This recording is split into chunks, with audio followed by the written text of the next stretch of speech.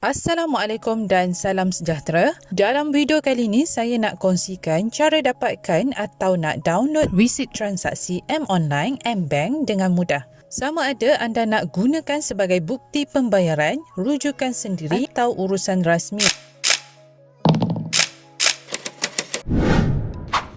Langkah pertama, buka aplikasi M-Online di telefon anda, kemudian login seperti biasa menggunakan password online banking anda. Langkah kedua, selepas berjaya login, scroll ke bawah sedikit sehingga anda nampak bahagian recent transaction atau transaksi terkini dan klik more transactions. Di sini, semua transaksi terbaru anda akan dipaparkan secara ringkas. Langkah ketiga, di sini anda boleh pilih transaksi mana yang anda mahukan. Contohnya, transaksi yang melibatkan transfer duit, bayaran bil atau apa-apa transaksi lain. Klik pada bahagian transaksi berkenaan. Langkah seterusnya, anda akan nampak butang view receipt. Tekan butang tersebut untuk lihat receipt penuh transaksi anda. Langkah seterusnya, bila receipt sudah dipaparkan, anda boleh screenshot atau download sebagai bukti dengan klik pada ikon share untuk dikongsikan melalui WhatsApp, Telegram, email dan sebagainya. Info tambahan, receipt biasanya hanya tersedia untuk transaksi yang dibuat melalui M-Online sahaja, dan untuk transaksi yang lama,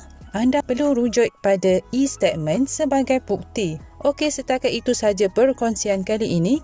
Kita jumpa lagi di video seterusnya. Assalamualaikum.